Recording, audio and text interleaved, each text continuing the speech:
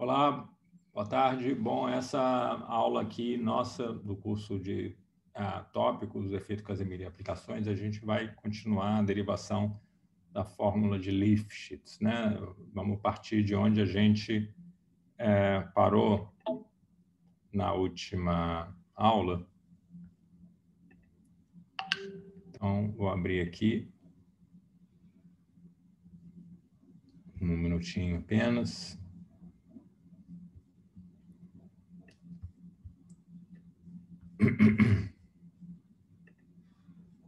Compartilhar.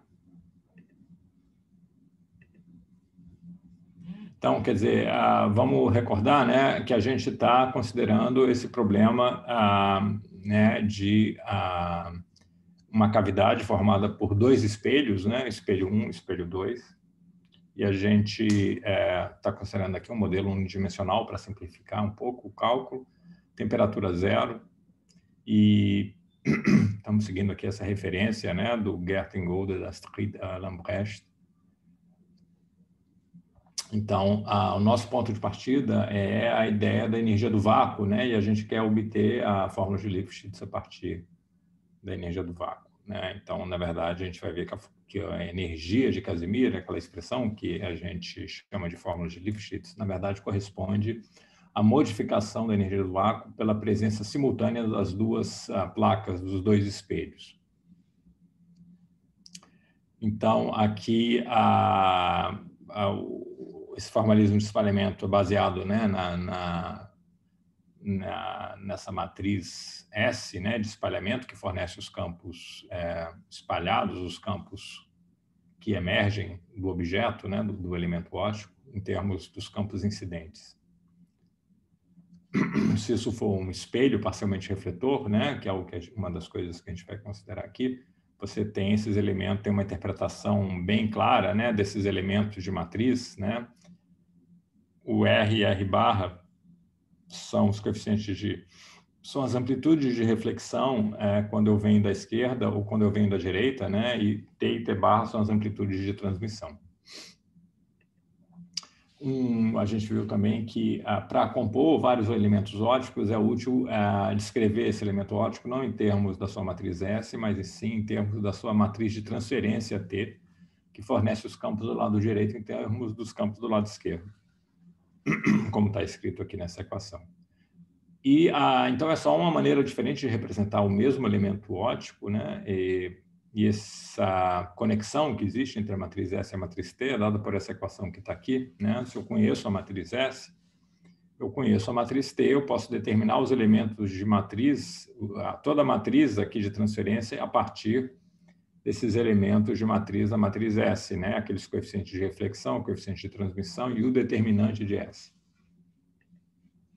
Bom, um outro resultado que a gente viu é que a gente obteve uma expressão extremamente importante para a modificação da energia do vácuo quando eu introduzo um elemento óptico, né, descrito por sua matriz S.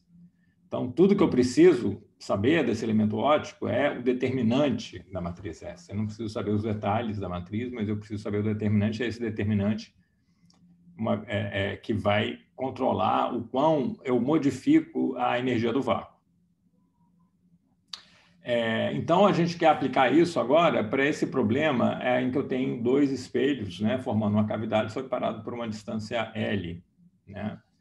Tem uma pequena dificuldade aqui, logo de partida, que é a seguinte: na aula anterior, a gente supôs que a dimensão desse objeto era desprezível, era uma dimensão nula, né? Porque a gente estava dizendo que o tamanho da minha caixa de quantização coincidia com a soma dos comprimentos desses espaços vazios aqui, né? L0, que é o tamanho da caixa, igual a L1 mais L2.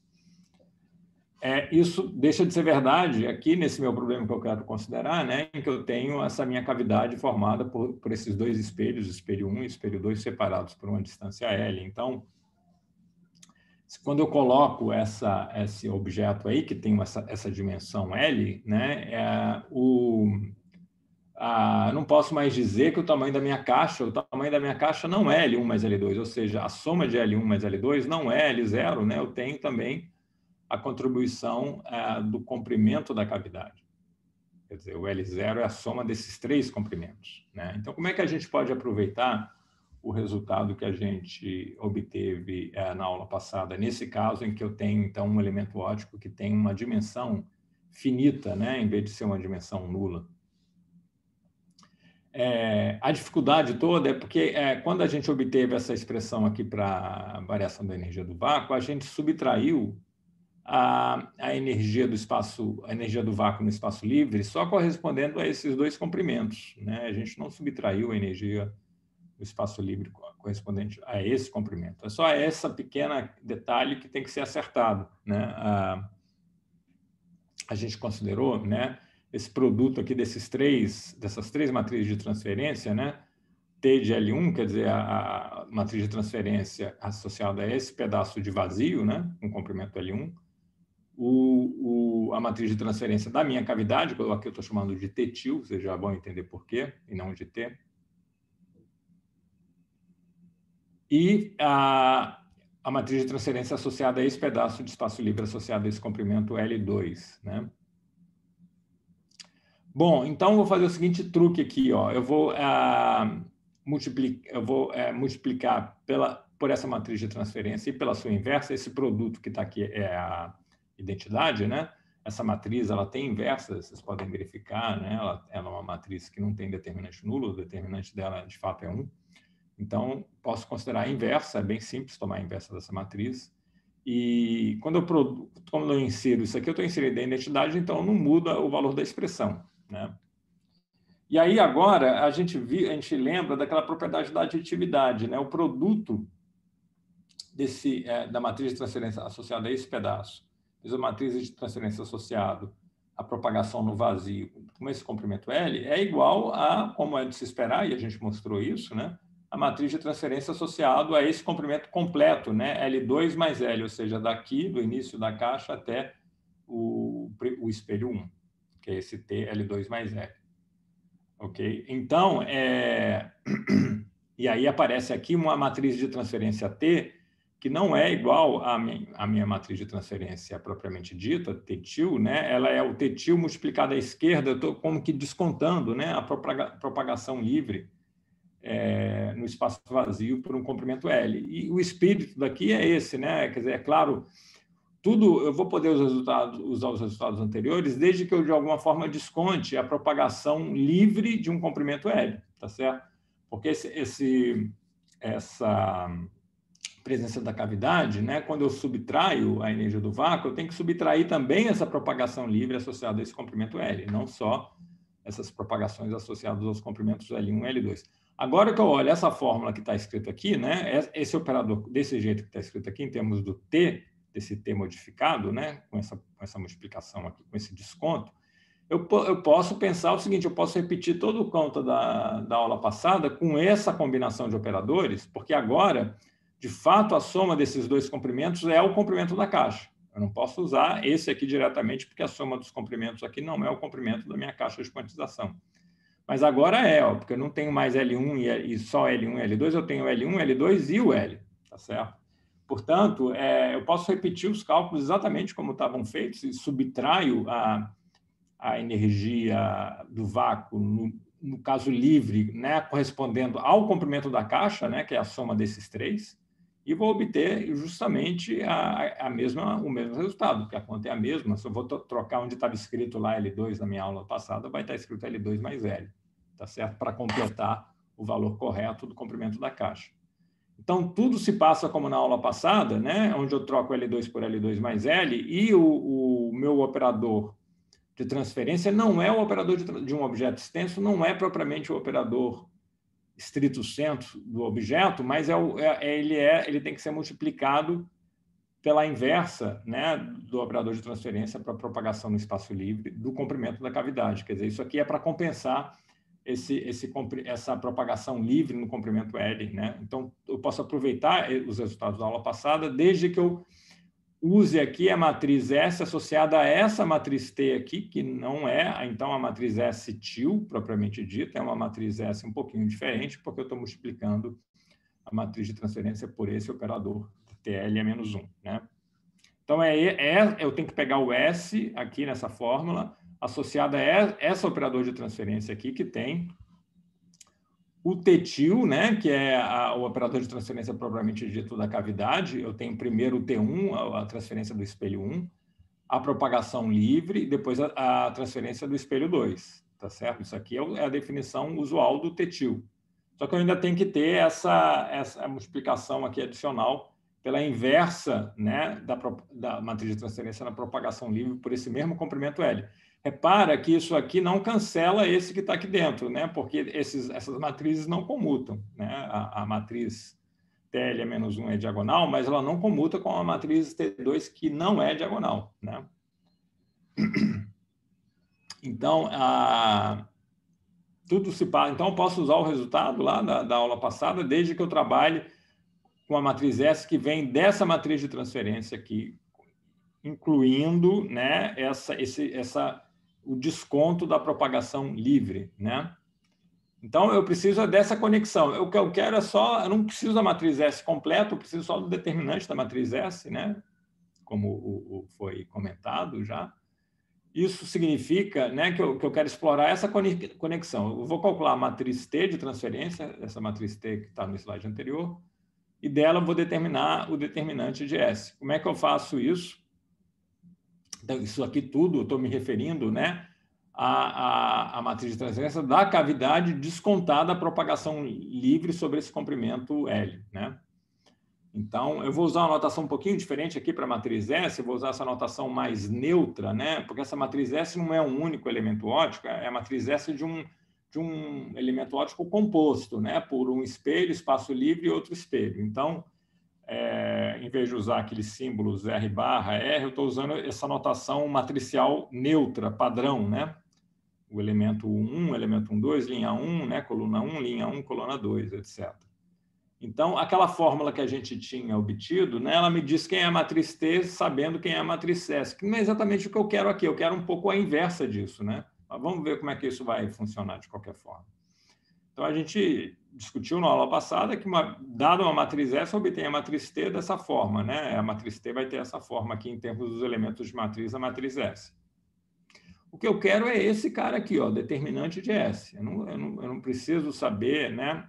Eu quero um pouco a inversa. Eu vou calcular o T para tentar adivinhar o S, mas, na verdade, eu não preciso do S inteiro, eu só preciso do determinante de S. Então, está aparecendo aqui que o que eu preciso é só desse elemento 1,1 da matriz T, né? Que é o determinante de S sobre S22. Ou, em outras palavras, né, esse cara aqui é o T, esse cara dividido por esse pré-fator é o T11. Eu posso inverter isso e dizer, então, que o determinante de S é o T1, que é essa fração, né, vezes o S22, tá certo? O elemento 22 da matriz S. É esse cara que eu preciso, mas aqui ainda tem o S22 que eu preciso, então, saber. Né? Como é que eu vou saber quem é o S22 a partir dos elementos da matriz T? Eu olho de novo para essa expressão e vejo que o T22 é 1 sobre S22. O T22 é simplesmente, o S22 é simplesmente a inversa do T22, né? Então, eu posso, finalmente, então, obter o determinante de S tomando o T11 dividido pelo T22. Então, da matriz T, eu preciso só dos elementos diagonais. Eu tenho que fazer a razão, o determinante de S, então, vai ser a razão entre esses dois elementos diagonais da matriz T.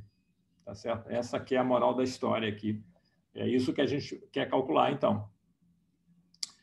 Como é que a gente vai determinar essa matriz T? A gente já discutiu lá, né?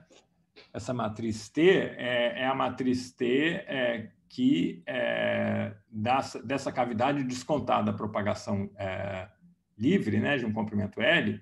Então, eu tenho que considerar as matrizes T desses espelhos. A matriz da propagação livre eu já sei quem é, simples, né?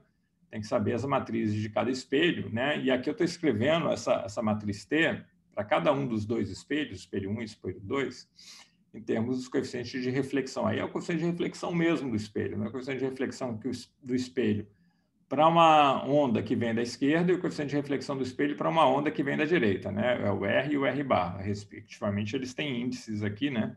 Que é o índice do espelho 1, eu vou ter a mesma coisa aqui para o espelho 2, só que eu não estou desenhando para não ficar muito carregado.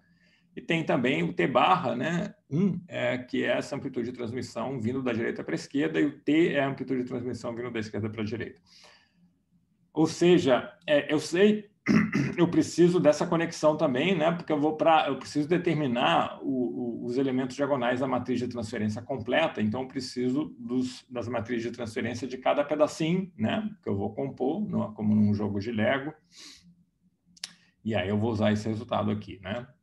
Então, vou escrever essas matrizes de transferência dos espelhos em termos dos coeficientes das amplitudes de reflexão e de transmissão. Então, vamos juntar, então, nossa primeira etapa, né, é calcular essa matriz T de transferência, né, que é definido aqui, né, esse produto de 4 matrizes, né, tem primeiro aqui, né, a matriz de transferência desse espelho à esquerda, depois tem a transferência do espaço vazio de um comprimento L, que é esse cara. Finalmente, tem a transferência no espelho 2 e tem esse último aqui, que é para descontar a propagação, se não tivesse espelho nenhum, se tivesse só a propagação livre, né, de um comprimento L. Digamos, se o T1 e o T2 fossem identidade, né, tá certo? Eu tenho que descontar esse cara. Para ver o efeito sobre a energia do vácuo dessa grandeza descontada, né, da propagação livre. Então, e o que eu preciso é isso aqui, eu só preciso dos elementos diagonais, T1 e o T2, porque eu sei que a modificação da energia do vácuo vem do determinante de S associado a esse T, e o que eu posso escrever assim. Bom, então, aqui agora eu vou mudar para o jornal, porque o que eu tenho que fazer é fazer esse produto matricial de 4 matrizes. Eu conheço essas 4 matrizes, né? Então, vamos fazer aqui no jornal esse produto, né?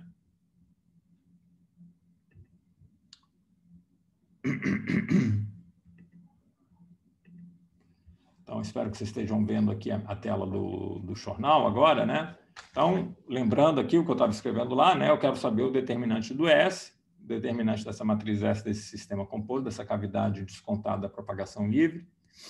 Essa razão entre esses elementos diagonais da matriz T correspondente, né? Então, tem que fazer essa ponte entre o S e o T.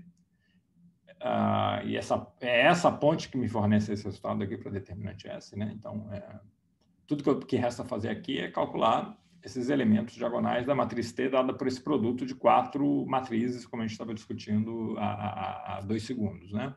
Então, estão aqui as 4 matrizes, né? Aqui está o TL é menos 1, é essa matriz diagonal, né?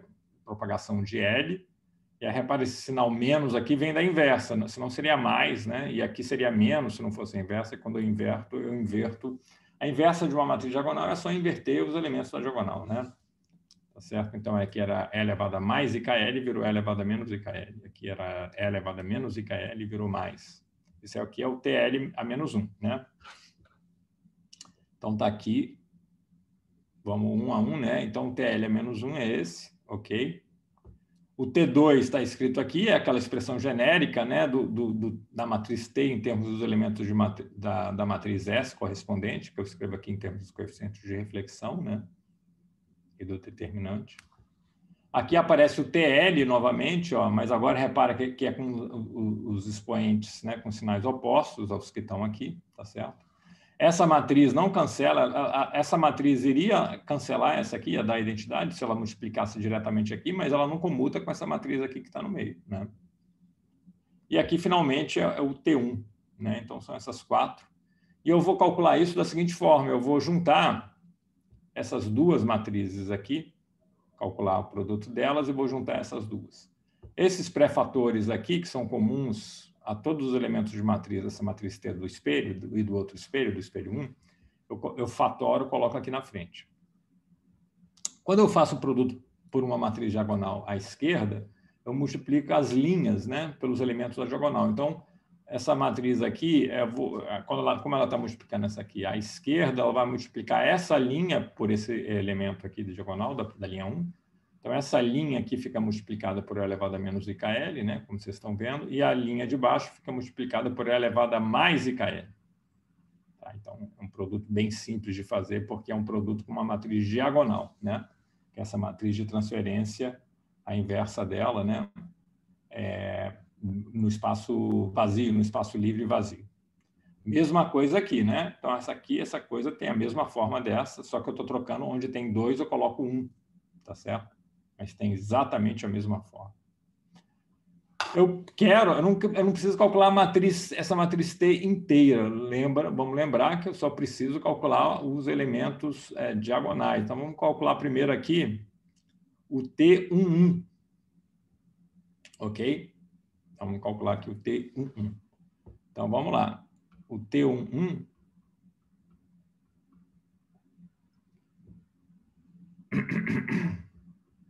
aqui ficou um pouco feio esse índice. Então, o T11, né? Eu preciso do T11 sobre T22. Então,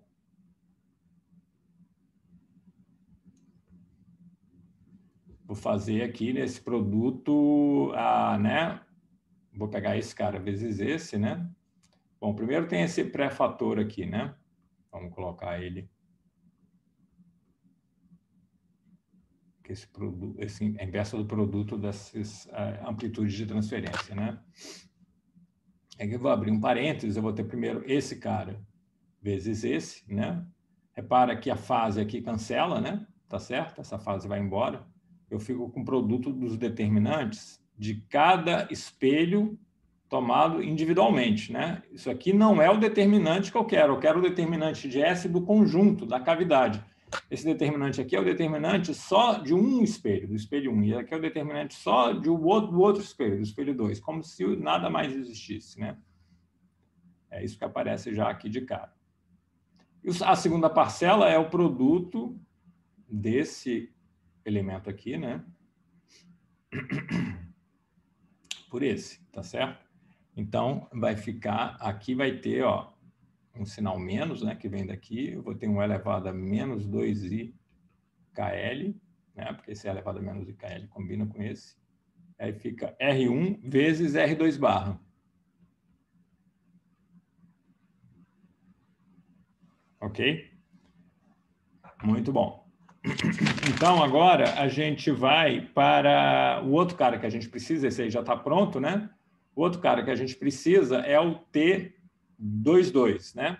Tá certo? Vamos calcular aqui o T22.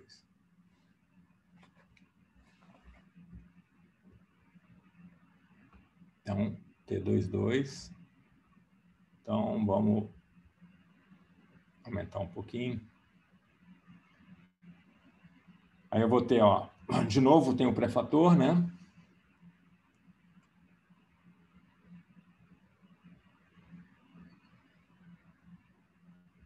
Abro parênteses aqui, vou ter duas parcelas, né? Eu tenho essa vezes essa, né? 2IKL, R1 barra, R2. Tá certo? Esse vezes esse.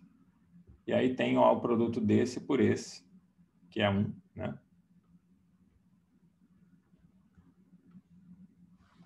Então, esse resultado aqui para o T22, eu vou fazer uma pequena digressão, né, para a gente ficar só fazendo conta.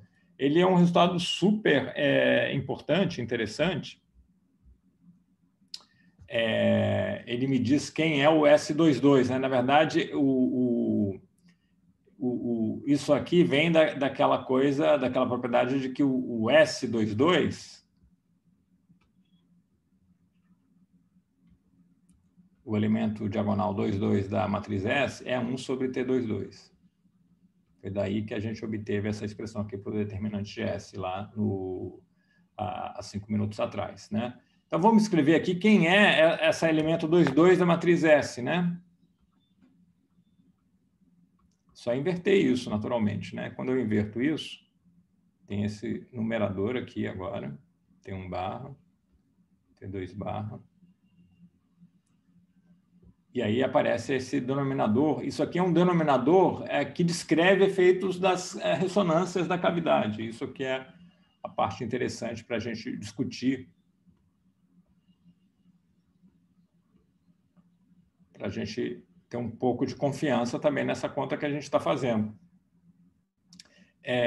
Isso eu posso escrever como uma progressão geométrica, né? Tá certo? T1 barra, T2 barra.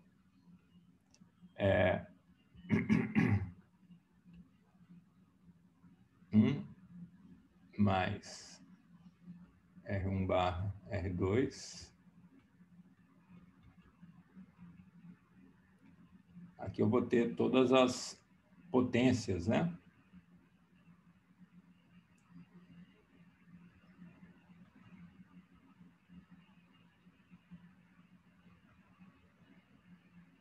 Todas as potências desse camarada aqui. E qual é o significado disso, né? Então, vamos lembrar primeiro qual é o significado desse S22, né? O que é o S22? O S22 é como se fosse a transmitância, né? É como se fosse aquele T barra, né? Vamos voltar lá para o Keynote para a gente recordar isso um pouquinho. Vamos voltar aqui para o Keynote.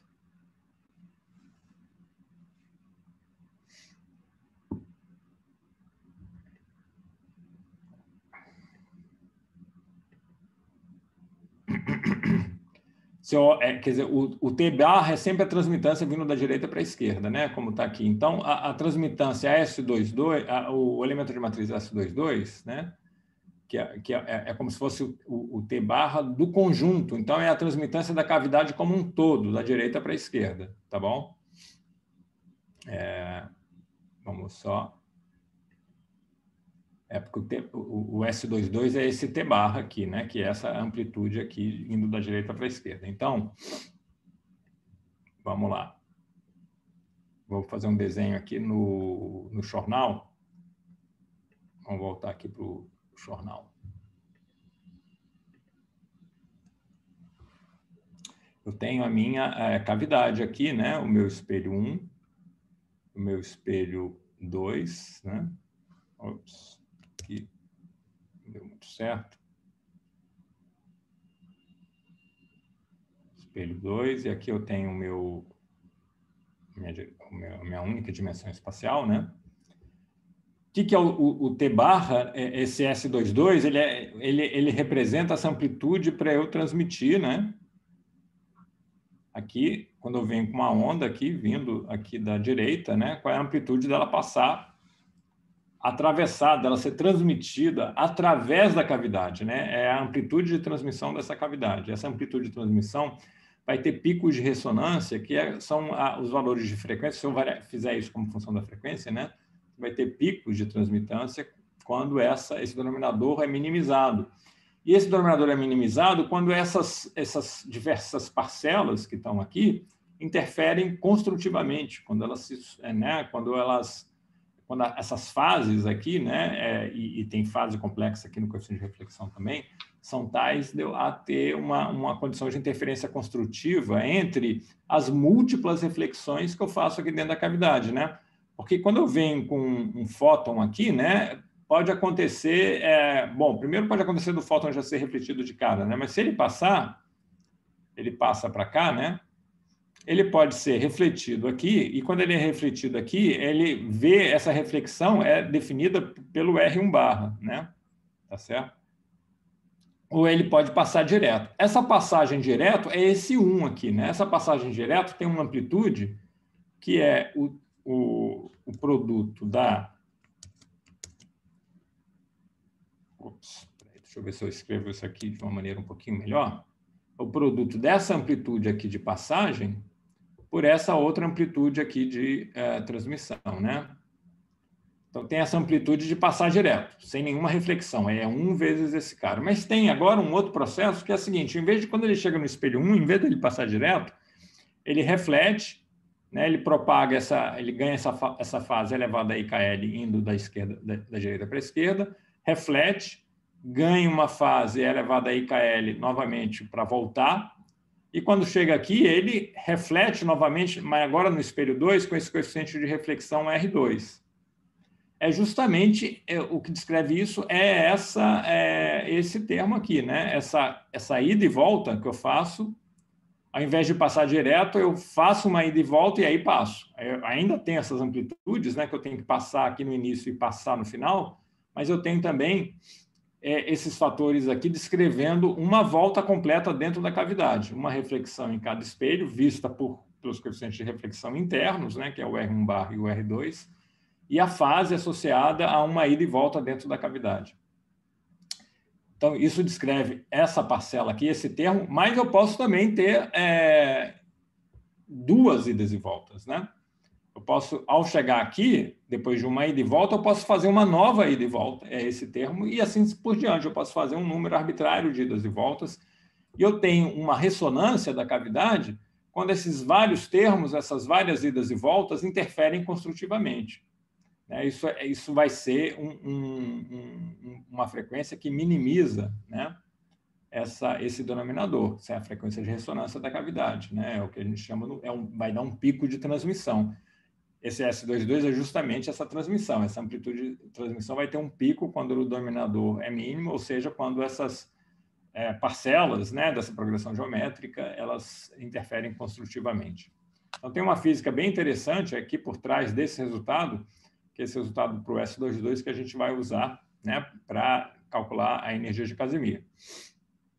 Então, agora a gente tem os dois elementos que eu preciso, né, o T22 e o T11, né, o determinante de S é T11 sobre T22, né? Basta eu fazer essa razão, esse pré-fator aqui vai embora, né? Então, na hora de determinar o determinante, não depende dessas amplitudes de transmissão. Então, o que eu tenho? Né? Eu vou ter determinante de S, né? Então, vai ser T11 sobre T22, né? Então, o T11 tem essa estrutura aqui, né? Com esses determinantes.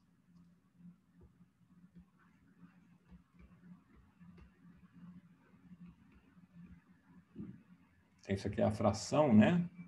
Uma fração cujo numerador vai ser essa expressão aqui para o T11, onde é que ela está? Está aqui, né? Tem que subtrair R1, R2 barra elevado a menos 2 e KL.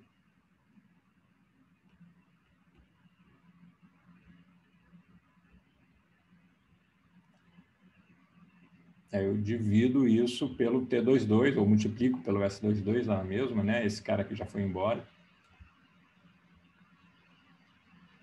Aqui eu tenho só o denominador ressonante que me descreve, né,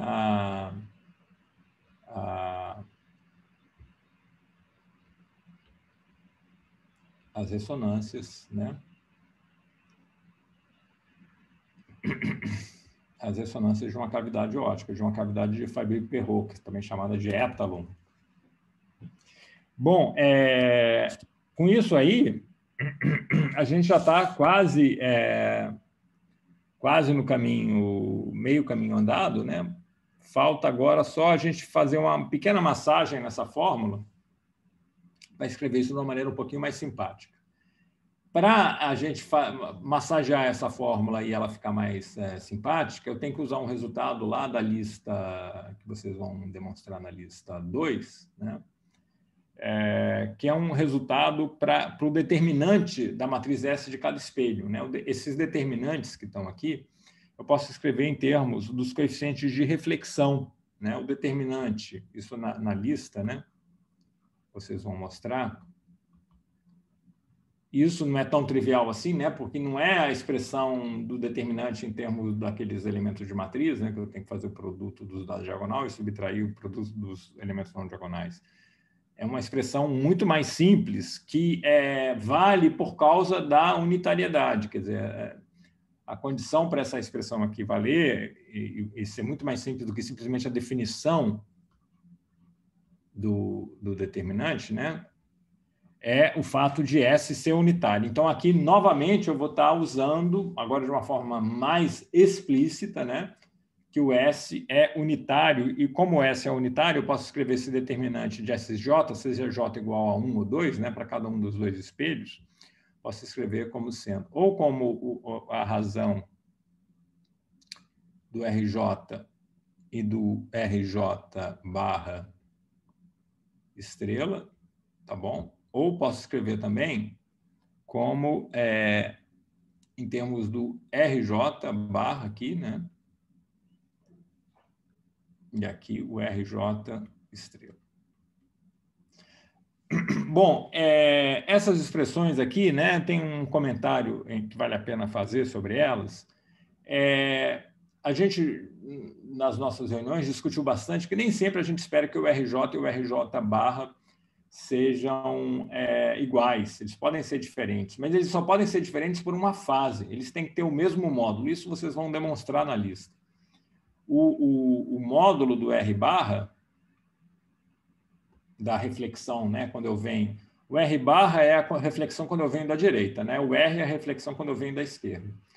O R barra, né? Então, por exemplo, aqui eu tenho o R1 barra, né? Que é quando eu venho da direita para a esquerda, e tenho o R1, que é quando eu venho da esquerda para a direita, né? Esses dois caras podem ser diferentes, mas eles só podem diferir por uma fase complexa. O módulo deles tem que ser igual. Isso vocês vão demonstrar só usando a questão da unitariedade, né? S é unitária, né? Matriz S é unitária, porque eu estou supondo aqui, desde o início, que não tem dissipação, né? Embora a fórmula de Lifshitz valha no caso que tenha dissipação, que eu tenha metais reais, né, que dissipam. Mas a minha demonstração não está cobrindo esse caso. Eu tenho que fazer uma demonstração bem mais puxada, bem mais complicada para obter a fórmula de Lifshitz no caso dissipativo. Então, estou supondo aqui que o SS cruz é igual a 1, né? Isso, em particular, significa que o determinante de S tem módulo 1, ou seja, ele é uma fase, o determinante de S. Aqui é a matriz S dos espelhos, mas isso vai valer também para todos os elementos ópticos que a gente está considerando aqui. Esse cara, de fato, é uma fase complexa, embora o RJ barra possa ser diferente do RJ, ele tem o mesmo módulo, né? Então, o módulo dessa fração é 1, né? Com certeza, porque o módulo do RJ barra estrela é igual ao módulo do RJ barra e é igual ao módulo do RJ. Então, o módulo do numerador é igual ao módulo do denominador, né? Essas expressões realmente, e isso implicam que o determinante do SJ é 1. Isso é normal, porque a gente supõe que o SJ seja unitário para obter essas expressões. Então, é normal que, no final, a gente tenha um resultado que implique que o determinante seja 1. O módulo, né? Ele é uma fase. Essa fase é importante, né? Então, de posse disso, usando esse resultado, eu posso simplificar, como eu tinha comentado com vocês, dá para simplificar bastante essa expressão. Eu vou já colocar aqui a ideia, né? Deixa eu discutir aqui com vocês, né? É dizer o seguinte, ó, eu vou pegar, o meu objetivo aqui é escrever esse produto aqui dessas amplitudes de reflexão também em termos do produto dos determinantes. Eu posso fazer isso agora por causa desse tipo de relação, né? Eu posso escrever esse cara que está aqui, né? R1, R2 barra, da seguinte maneira, olha, o R1, ele é menos o determinante. Ó, olha, vamos usar essa equação aqui primeiro para J igual a 1. O R1 ele é menos o determinante de S1 vezes o R1 barra estrela, né? Eu estou trocando o R1 aqui por essa expressão que vem daqui, que vocês vão demonstrar na lista.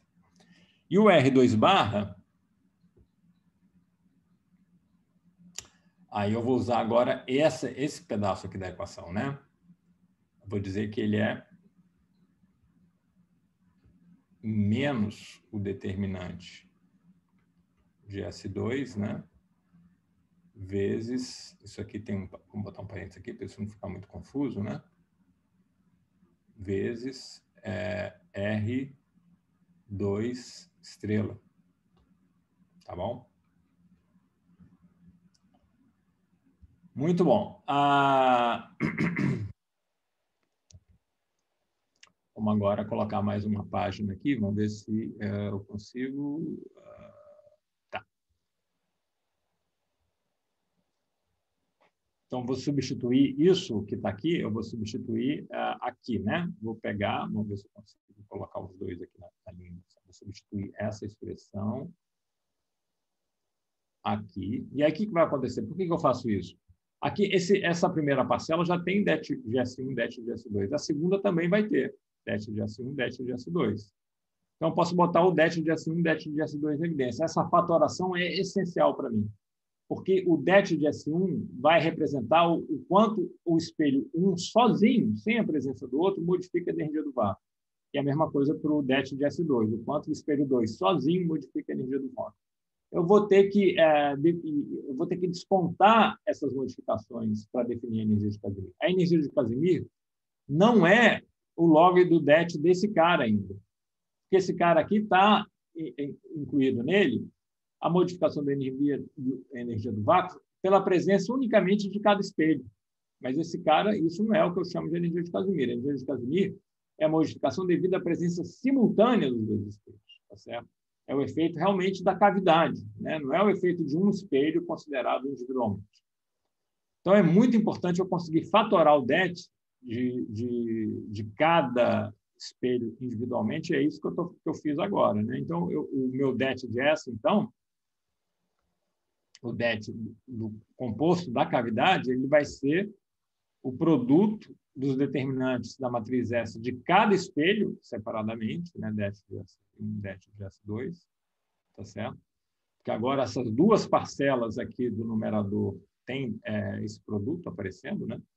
E o que sobra lá? O que sobra lá é uma fração lá, né? Bom, o denominador eu não mexi, né? Vamos escrever o denominador logo, é 1 menos R1 barra R2 elevado a 2 IKL, né?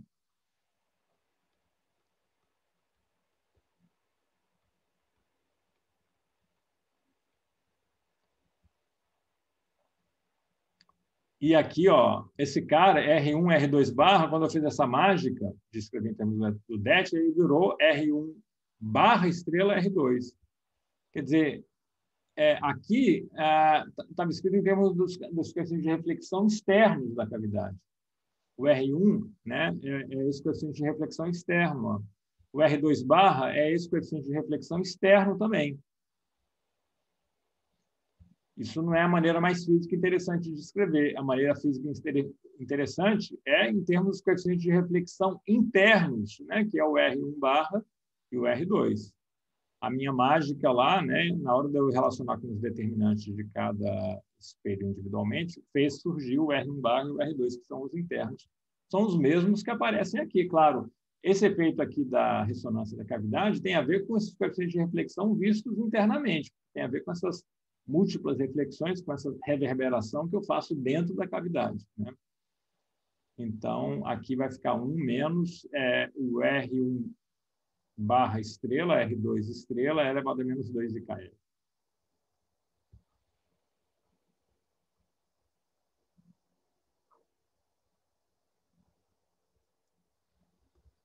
Vocês estão reconhecendo, naturalmente, que claramente, esse numerador é o complexo conjugado do denominador, ou seja, essa fração aqui é uma fase, tem módulo 1, né? O módulo disso é 1, porque o numerador é o complexo conjugado do denominador, significa que esse cara é uma fase. Essa fase é a fase importante para mim, para o efeito Casimir, né? É a fase que carrega, é uma fase que depende da frequência, vou escrever assim, é a fase que, e não vou botar sinal menos aqui, isso aqui é elevado aí, delta. Essa fase delta aqui é a fase que carrega o efeito combinado, conjunto da presença das duas placas, e é ela que vai determinar a energia de Casimir. Né? O que eu preciso, né, vamos lembrar, a modificação da energia do vácuo, eu preciso do log do det. Né? Mas um log de um produto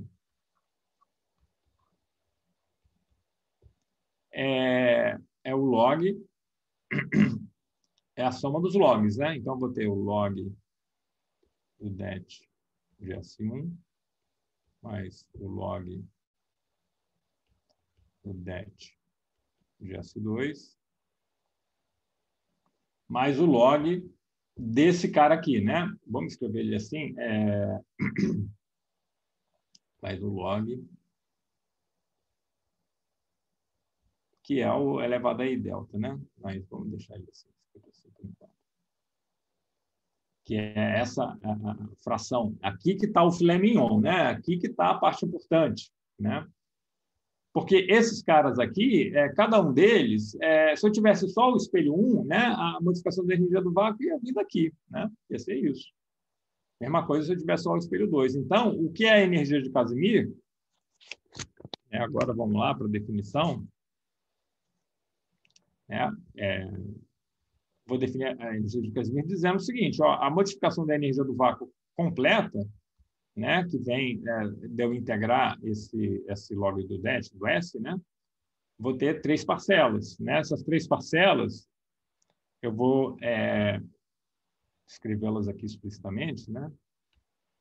Eu tenho isso aqui, o efeito só espelho 1 sozinho. Né?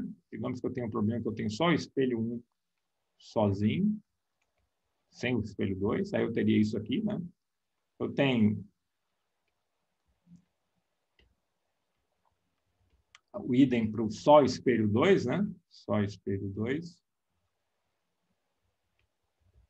E, finalmente, eu tenho a contribuição desse cara. Esse cara, então, ele é um cara que me diz o seguinte: olha, quando eu coloco o espelho 1, eu tenho uma contribuição para mudança, eu tenho uma certa mudança da energia do vácuo. Quando eu coloco só o espelho 2, eu tenho uma correção, que é essa aqui. Quando eu coloco os dois juntos, a modificação da energia do vácuo não é igual à soma daquelas duas consideradas separadamente. Tem um efeito combinado das duas que não é aditivo, né? Que não é essa soma, é esse termo extra que eu vou chamar de energia de Casimir. Né? Então, isso aqui está me definindo a energia de Casimir como uma dupla subtração. Por que dupla? Né? Eu já tinha feito uma subtração, eu tinha subtraído a energia do vácuo no espaço livre para obter esse ΔE aqui no vácuo, esse ΔE do vácuo. Né? Isso aqui já é uma subtração. Eu subtraí para obter esse cara aqui a energia do vácuo no espaço livre. Agora eu faço uma outra subtração. Eu subtraio a energia, a correção da energia do vácuo quando eu tenho cada espelho tomado individualmente. Né? Então, essa equação aqui é uma equação meio boba, né? Como consequência da outra, mas ela é tão importante que eu vou escrever assim mesmo. Então, tem que fazer essa subtração adicional aqui, né? Subtrair da modificação completa a modificação que eu tenho quando eu tenho os espelhos considerados individualmente. E aí eu vou ter a contribuição só desse cara, onde o delta está dado por isso aqui, né? Tá certo? Então, finalmente, a gente chega na expressão para a energia de Casimir, né? É claro que eu posso tomar esse log aqui, ele vai ser I vezes a delta, né, de ômega. Né? Então, a expressão para a energia do vácuo, né, eu vou escrever aqui, esse cara aqui, é o que a gente tinha obtido no final da aula passada, né? Vamos escrevê-lo aqui.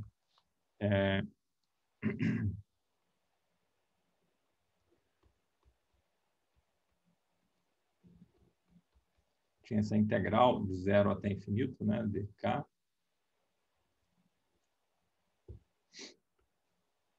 Log do determinante do S. Né? E esse log do determinante do S, tá? Que tem essas duas parcelas, eu estou subtraindo a contribuição dessas duas, sobra só essa, que é um I vezes delta. Né? Então, desculpa, aqui eu estou usando uma notação diferente para o log. Né? O log neperiano, é claro. Né? Então, a energia do vácuo, a energia de Casimir, né? Esse delta é C de Casimir agora, né? Eu vou ter, né, repara, esse log aqui vai dar um I delta, né? Esse I com esse I vai dar menos, né? Esse cara fica real, como eu já tinha desconfiado, né?